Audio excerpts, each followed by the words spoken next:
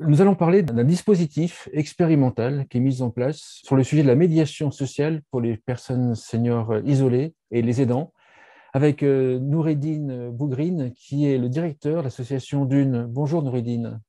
Bonjour Frédéric, Peut-être vous merci pour présenter, recevoir. si vous souhaitez, présenter votre association et après on parlera du dispositif.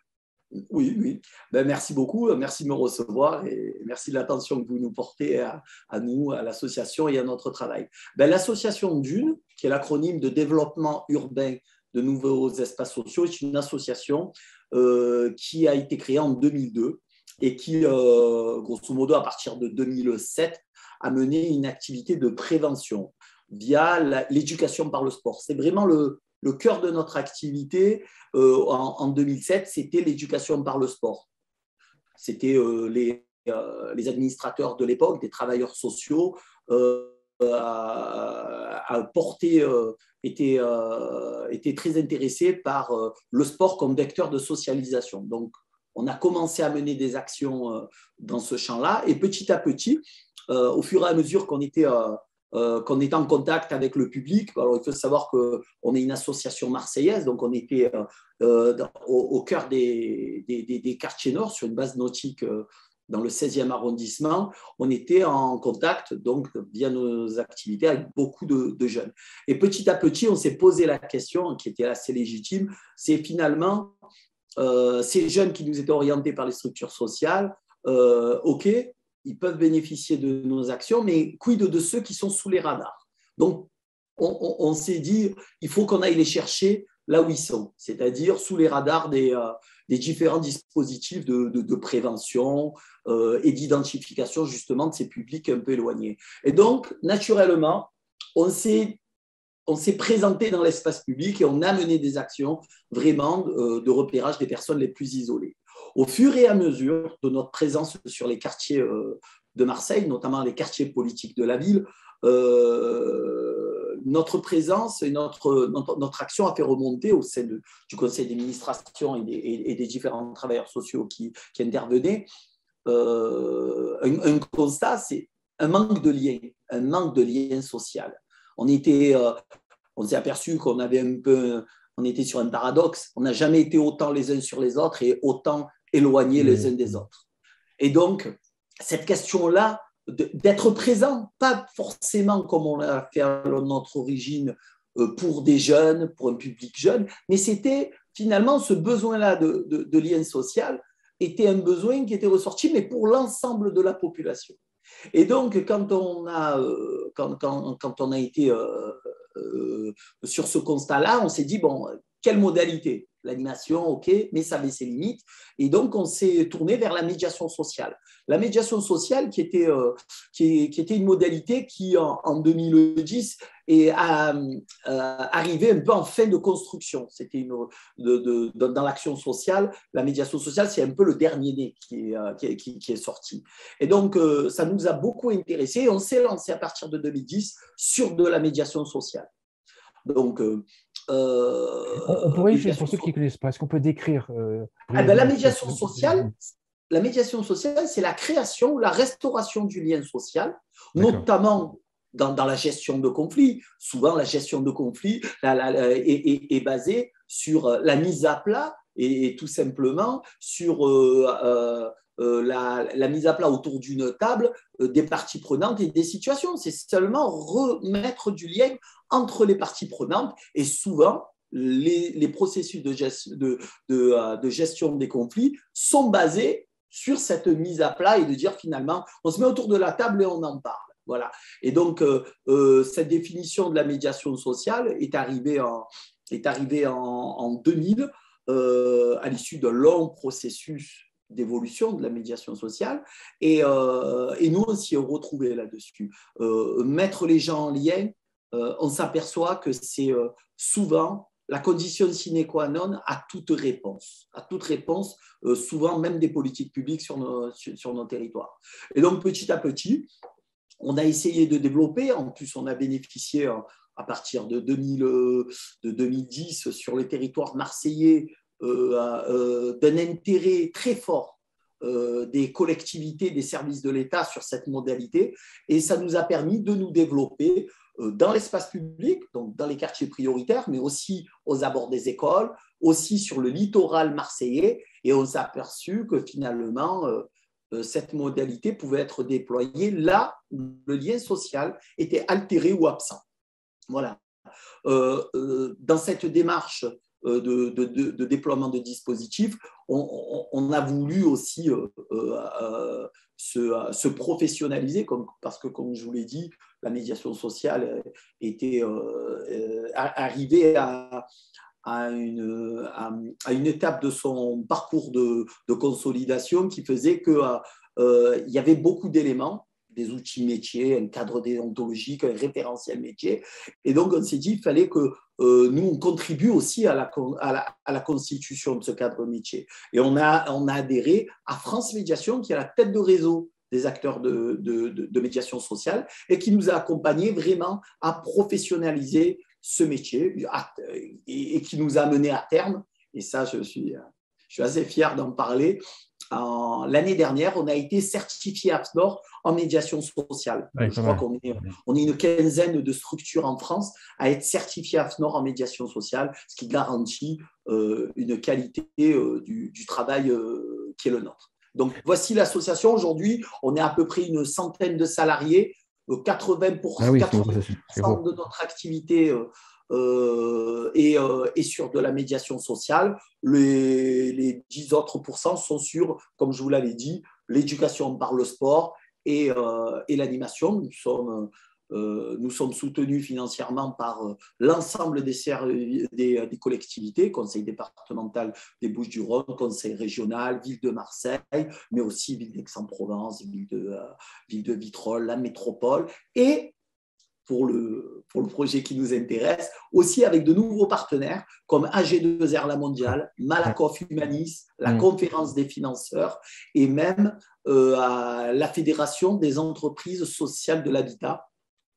Et ça, je vous ferai un petit focus, pourquoi la Fédération des ESH a décidé de nous accompagner sur ce projet-là. Tout simplement parce que c'est une fédération qui a pour adhérents l'ensemble des bailleurs sociaux en France. Et vu que notre action a été construite avec les bailleurs sociaux, donc il a été assez normal de nous orienter vers la Fédération des ESH. Pourquoi s'être intéressé aux personnes âgées isolées et aux aidants?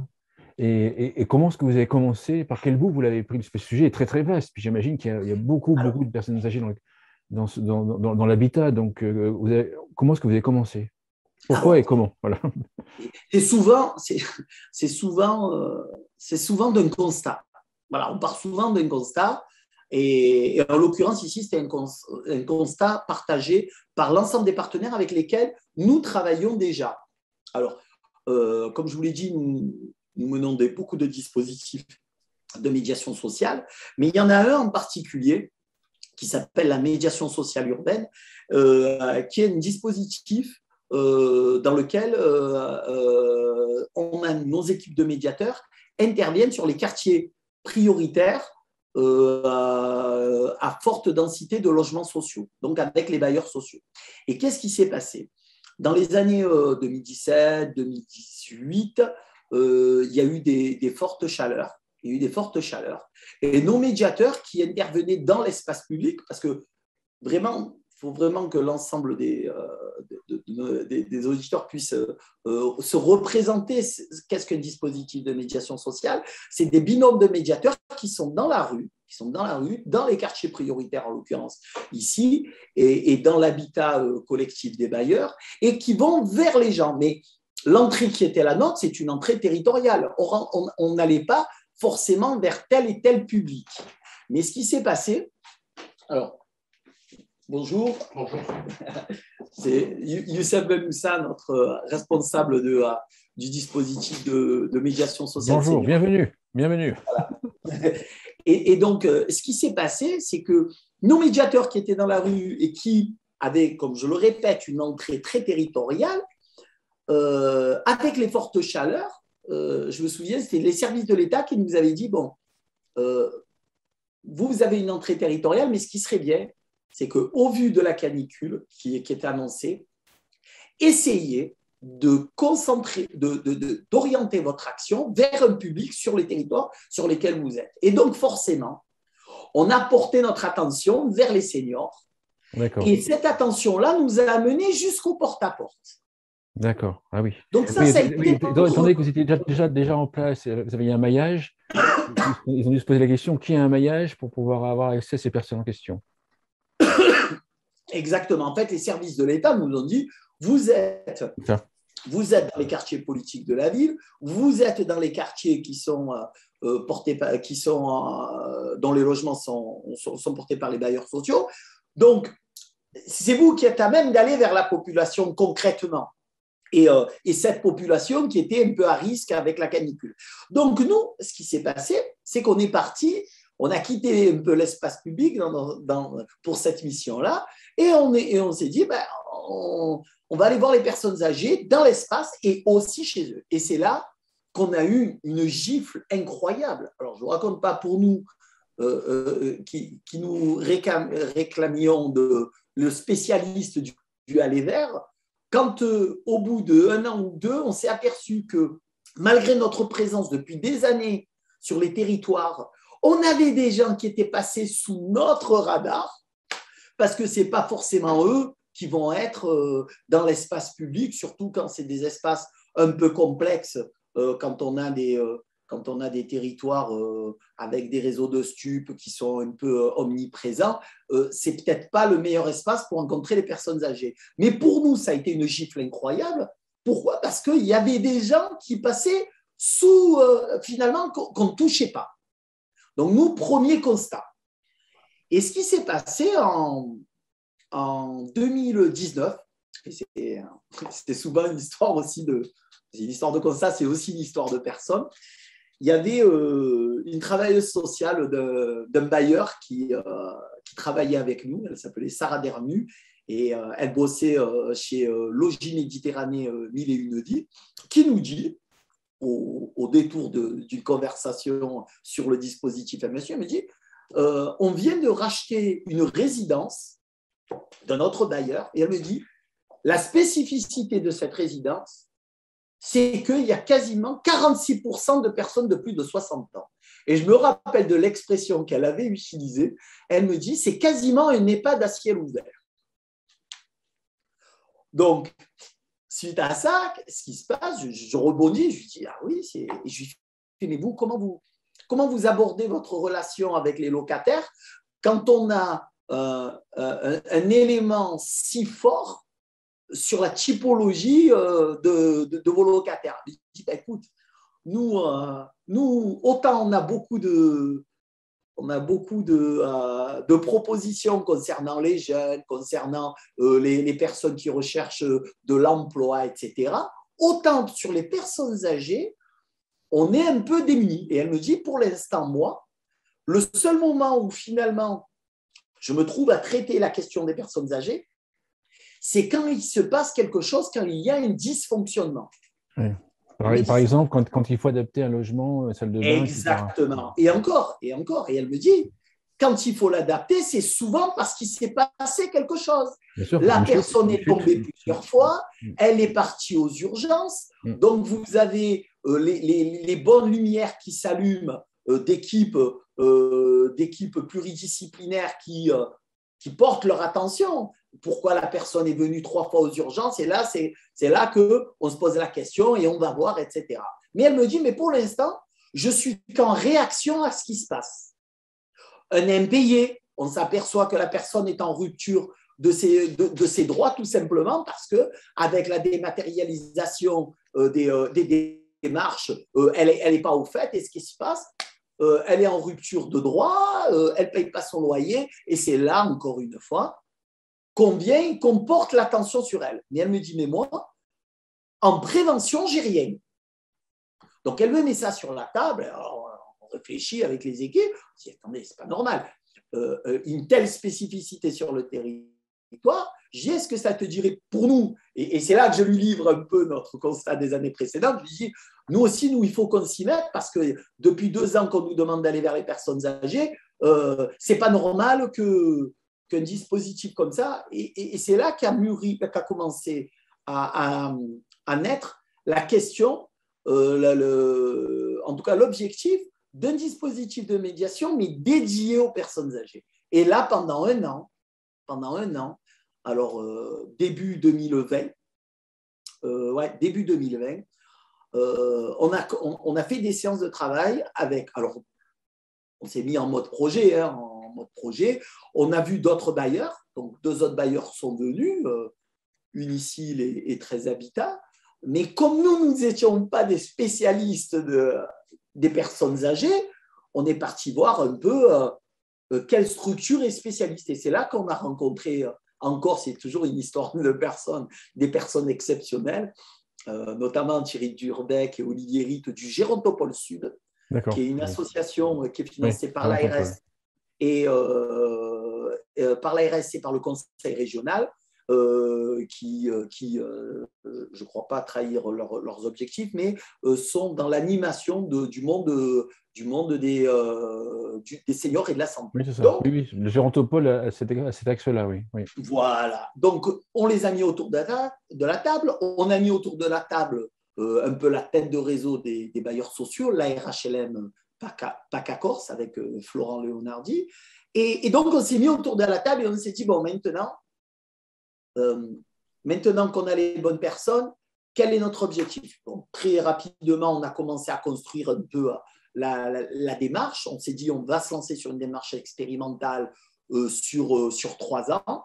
On a déterminé des sites à forte densité de personnes âgées pour qu'on ait finalement un peu de data. Il nous fallait pour qu'on lance l'expérimentation. Donc, les 3 bailleurs, on avait Logis Méditerranée qui avait le site initial dont je vous ai parlé. 13 Habitat et Unicil ont positionné des grandes résidences avec de fortes densités de personnes âgées.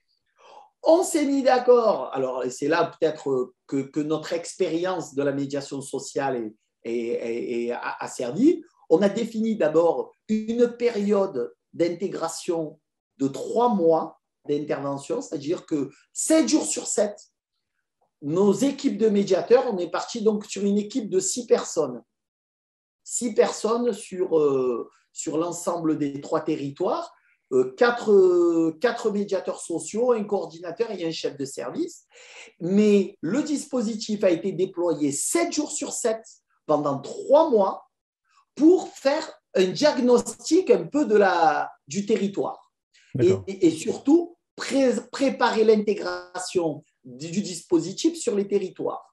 Et ce qui nous a permis, à l'issue des 3 mois, de dire, écoutez, au vu des ressources, il nous apparaît plus opportun d'intervenir, par exemple, du lundi au samedi, pas le dimanche. Alors, la question du dimanche, ça a été souvent l'objet de débat, mais très vite, on s'est aperçu quoi pendant les 3 mois? C'est que le dimanche, c'était une journée où les aidants avaient tendance à venir. Ah oui, donc ils avaient moins besoin de vous, en fait.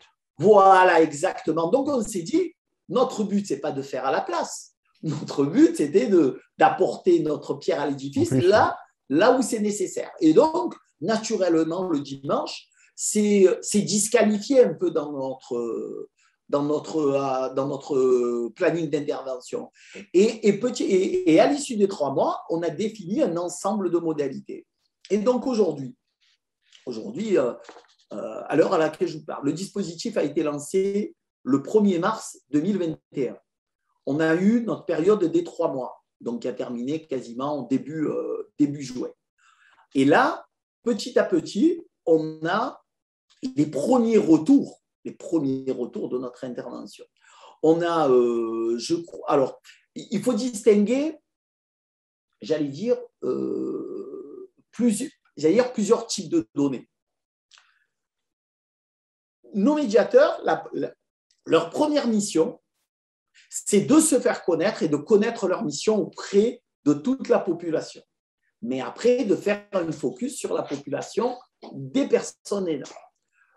Ensuite, des personnes seniors et des aidants. Donc, on a rencontré les premiers temps énormément de personnes. Mais quand je vous dis énormément, ça partait tout azimut. Ça allait être ma question, parce qu'en fait, vous allez avoir énormément de personnes âgées. Vous allez être débordé au bout d'un moment par les demandes. Mais ça sera ma question après. Justement, c'est ça. Justement, c'est qu'il y a eu, vous savez, le balancier, il est parti un peu dans tous les sens au début. Alors, au début, on arrive sur un territoire, on se présente forcément toute la population, et pas que les personnes seniors, non, mais tout. Notre but, c'est de faire connaître le dispositif et nos missions. Et vous savez pourquoi? Parce que toute personne est toujours l'enfant de quelqu'un, le fils de le parent de quelqu'un, l'oncle de quelqu'un qui peut nous être intéressé. Voilà, c'était ça aussi notre idée. Et c'est qu'à un moment, chaque personne pouvait être le relais du dispositif auprès des publics qui étaient les nôtres.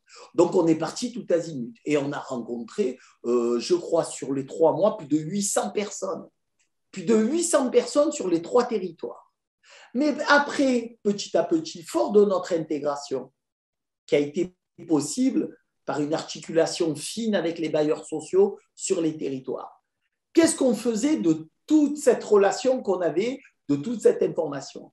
Petit à petit, on a créé une instance, j'allais dire mensuelle, une instance mensuelle qui permettait à nos médiateurs de se retrouver avec le Gérontopole, avec le Pôle Info Senior, qui est un partenaire très important du dispositif, et qui nous a amené, et la plateforme Maya aussi, on avait la plateforme Maya autour de cette instance, qui nous permettait à nous, médiateurs, de mettre les différentes situations sur la table et de permettre d'apporter une réponse, soit d'orientation, soit de visite un peu plus fréquente auprès de la personne et de créer petit à petit un lien fort. L'idée, c'est quoi? L'idée, c'est de créer un lien avec la population et ensuite, la population senior et des aidants, et après de mobiliser cette confiance-là au bénéfice de quoi? Par le biais d'une orientation avec des partenaires qui, eux, sont des spécialistes, chacun dans leur domaine. Oui, vous faites le lien entre vous, comme vous avez accès aux personnes, vous faites le lien entre ces personnes et les services qui existent déjà. Exactement. Lien et orientation. Exactement. En fait, notre constat, quand on était dans la phase de réflexion, je résume avec tous les inconvénients d'un résumé, mais notre constat, quel était-il? C'est que vous avez énormément de dispositifs qui existent pour les personnes âgées, pour les aidants. Mais beaucoup de ces dispositifs-là ont pour point d'entrée une logique de guichet. C'est ça. Il faut que les personnes soient conscientes de leurs besoins et les moyens de s'y rendre et s'y rendent. Et puis connaissent qu'il y a des guichets. Exactement. Mais en gros, beaucoup de dispositifs ont cette logique de guichet. Et vous avez un autre type de dispositif, comme je vous l'ai expliqué, qui eux, ne sont mobilisés que parce qu'il y a un dysfonctionnement, parce qu'il se passe quelque chose. L'idée, c'était de quoi? Donc, il existe énormément de services là-dessus. Mais tous nous disent quoi? Nous, ce qui nous intéresse, ce qui pourrait, là où votre dispositif pourrait être une plus-value certaine à notre action, c'est l'orientation, c'est de faire connaître et d'accompagner, d'accord? Donc, l'idée, c'est que les gens soient et eux-mêmes une démarche engageante, c'est-à-dire qu'ils y vont, mais aussi c'est de pouvoir les accompagner tout au long de cet accès au service.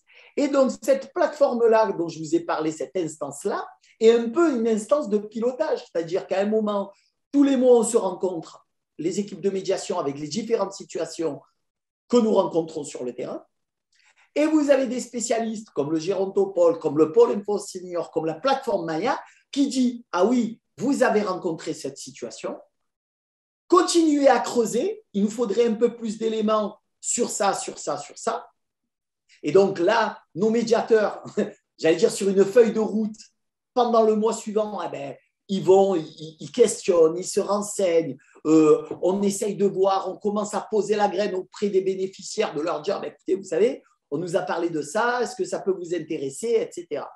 Et après, petit à petit, dès qu'on a cet ensemble-là, ça c'est la première option, où vous avez des situations qui sont clairement identifiées, où la plateforme Maya nous dit, ou la plateforme Maya, le Pôle Info Senior, il y a tel partenaire qui est vraiment le partenaire vers lequel vous devez l'orienter. Et à ce moment-là, nous, on assure, j'allais dire, ce lien-là vers le partenaire, mais qui va même souvent sur de l'accompagnement limite physique des fois. Et donc, petit à petit, et là, l'heure à laquelle le jour où je vous en parle aujourd'hui, on est en novembre. Le dispositif est depuis le mois de mars. Donc, on est mars, avril, mai, juin, juillet, août, septembre, octobre, novembre. On est à 9 mois, quasiment 8-9 mois. On est quasiment au début du projet. Mais on voit à quel point le territoire a absorbé ce dispositif-là. Et vous avez raison quand vous m'avez dit, mais est-ce que vous avez peur d'être submergé? Vous allez être débordé. Hein. Enfin, Alors, on se retrouve dans 1 an, 2 ans, vous serez débordé. Enfin, c'est clair. Alors, moi, je pense qu'il y a plusieurs choses. Et aujourd'hui, je vous le dis, j'allais dire, le dispositif est toujours dans une phase expérimentale. C'est la première fois qu'en France, un dispositif de médiation sociale est dédié aux personnes âgées là-dessus. Et donc, j'allais dire, on construit en marchant et on ajuste notre action au fur et à mesure. Voilà, les prochains éléments de calage sont en fin d'année et on va peut-être se poser la question, est-ce qu'on amplifie l'équipe? Est-ce qu'on augmente la zone de couverture? Donc, on a beaucoup de questions à laquelle, je vous le dis, là, aujourd'hui, je ne pourrais pas répondre. Mais j'allais dire qu'on se retrouve submergé, c'est bien et c'est pas bien. C'est bien pourquoi? Parce que finalement, ça voudrait dire on est arrivé à identifier cette majorité qui est peut-être trop silencieuse, et ce qui nous permettra de mettre en avant peut-être les axes de travail des futures politiques publiques en ce qui concerne les personnes âgées. Parce que la question aussi, est-ce qu'on attend que les choses dysfonctionnent pour les mettre en lumière? Ce n'est pas notre position. Je pense que les bailleurs vont aussi voir un autre axe qui va les intéresser. Je pense j'imagine que vous l'ont dit, c'est qu'en fait, ils vont estimer que les seniors sont des locataires qui sont fiables, comme ils disent, plus fiables, et qui veulent les garder, les maintenir le plus longtemps possible. Pour les maintenir le plus longtemps possible, il faut faire de la prévention. Il y a l'axe, ce discours-là, on commence à l'entendre chez les bailleurs. Il faut absolument stabiliser le parc, le nombre de locataires âgés, parce qu'ils sont stables, parce qu'ils payent correctement, etc., etc. Ils le disent, c'est quoi ça veut dire, ce discours. Ah oui, mais moi je l'ai entendu, et je ne vous cache pas, mais finalement, cette vision-là sur la question des personnes âgées qui est intéressante et qu'on a envie de garder auprès des bailleurs. Mais je pense qu'il faut la mettre aussi en perspective avec l'ensemble des politiques publiques, notamment d'hospitalisation à domicile. Toutes ces politiques-là qui visent de quitter le toute institution, maintenant, vous avez énormément de publics qui se retrouvent à la maison, le soin à domicile, l'assistance à domicile. Forcément, à un moment, la question, même si vous avez un infirmier qui vient, vous avez une aide à domicile qui vient faire le ménage, etc. Mais est-ce que ça constitue forcément l'ensemble de la réponse à la rupture du lien social? Voilà. Moi, je pense aussi qu'il faut, après avoir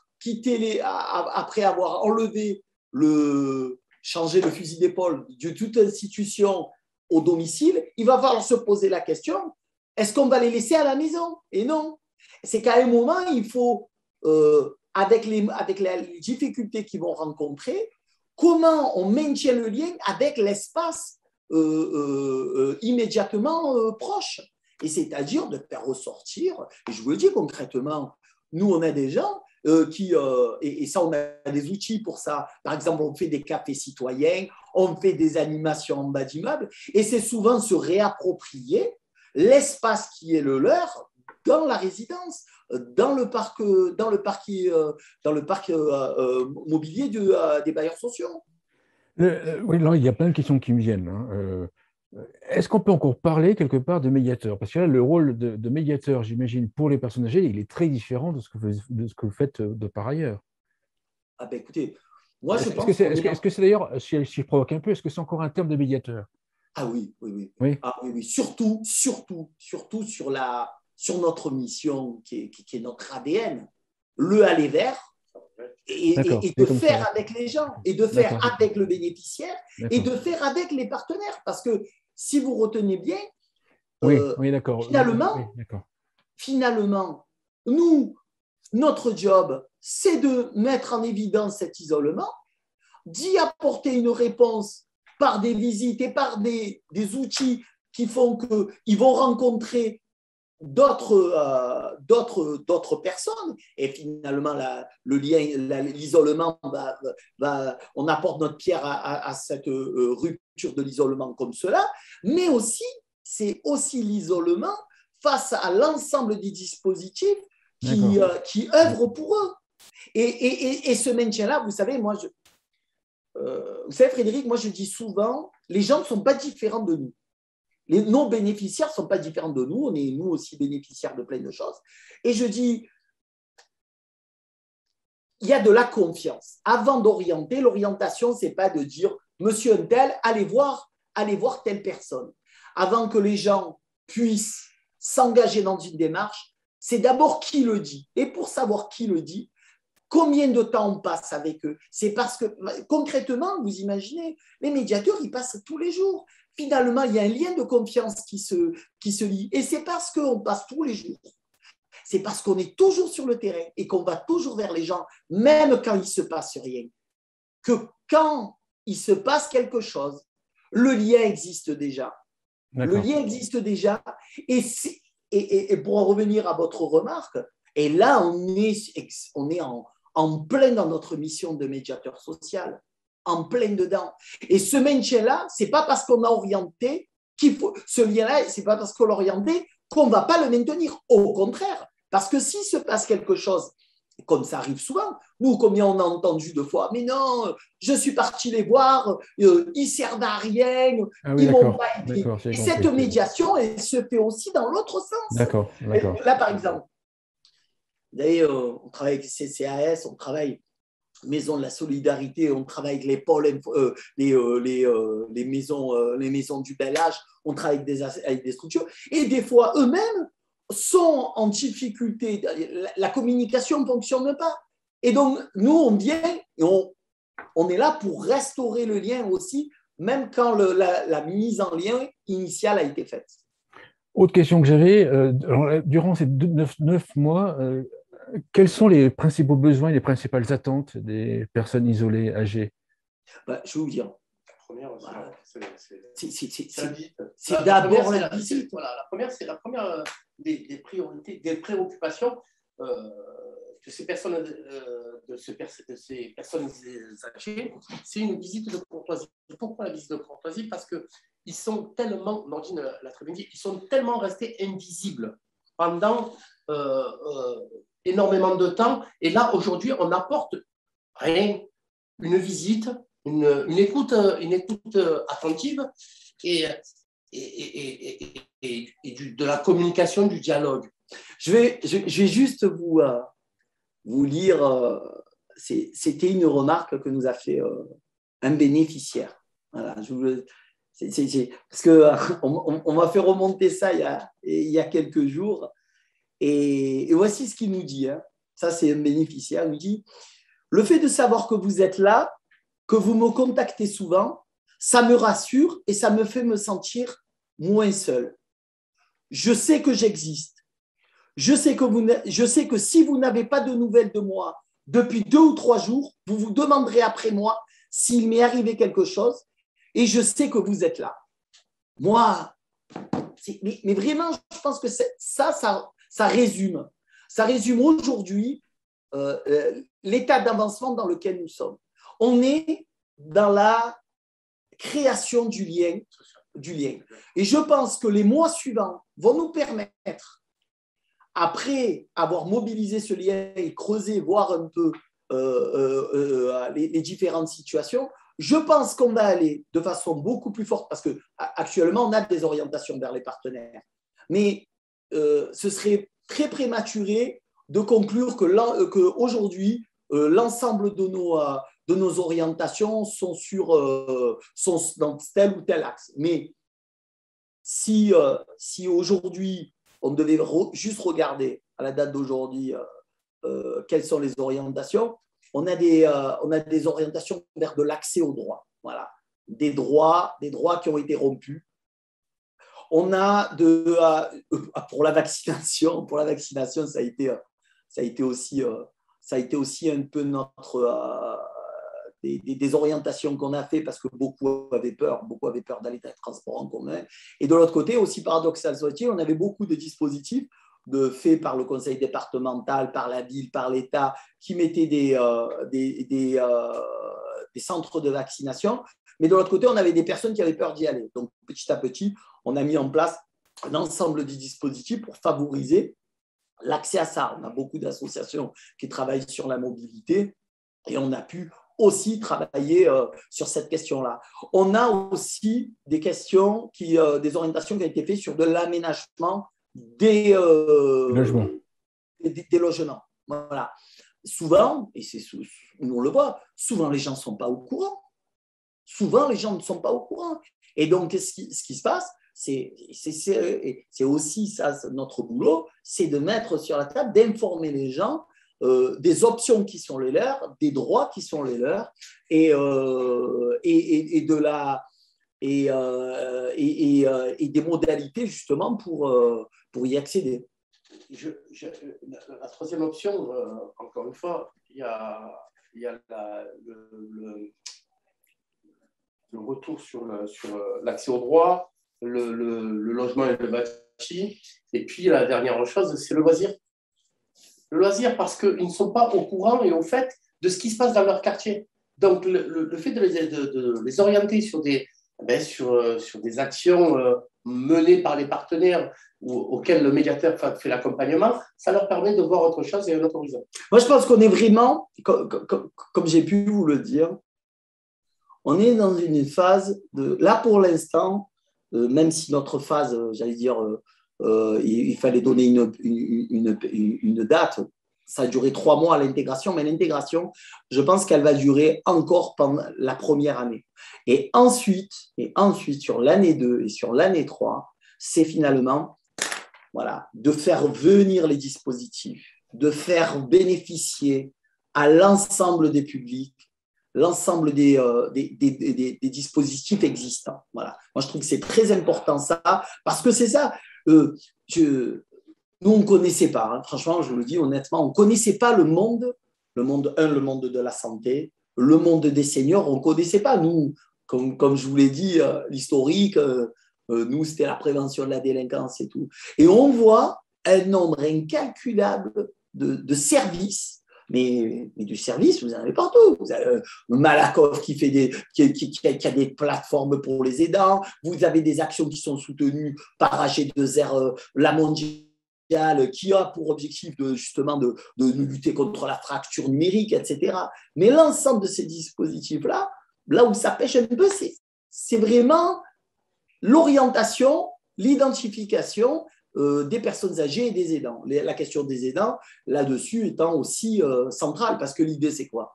L'idée, ce n'est pas de faire à la place d'eux. On sait bien que quelle que soit la politique lancée pour la question des seniors, on ne mettra jamais une personne aux côtés d'une personne âgée. Il faut qu'on s'appuie sur les ressources existantes, notamment dans le cocon familial, dans l'environnement direct, et de préserver ces ressources-là, notamment, et de lutter contre l'épuisement des aidants. L'épuisement des aidants. Et beaucoup, j'avais lu pendant nos travaux de réflexion que 2 tiers des aidants le sont sans le savoir. Voilà, oui, 2 tiers des aidants le font sans le savoir, et c'est quand même remarquable. Et savoir que ces personnes-là le font, c'est tout à fait normal, le font naturellement, mais la question c'est voilà, il faut qu'on œuvre et sur les personnes seniors et sur les aidants pour que finalement les choses se passent plus naturellement et que l'intervention extérieure soit la plus faible possible. Parce que le but, c'est pas qu'on se rende indispensable. Au contraire, le but, c'est qu'on ait un peu ce facilitateur sur la question des seniors et des aidants. Une conclusion à l'émission? Écoutez, moi je suis comme un enfant sur ce dispositif parce qu'il avance et tous les jours il nous apporte son lot de nouveautés et ce retour-là, nous qu'on a des seniors, au fur et à mesure, nous, Association Dune et l'ensemble des partenaires, sont convaincus de plus en plus de la nécessité d'aller vers les publics et de pas les attendre au pas de la porte. Voilà. Super, merci. Super sujet, super. Vraiment, en tout cas, bravo pour ce que vous avez mis en place. Merci beaucoup. Merci à tous les deux. Merci à vous, beaucoup de l'intérêt que vous portez à notre travail.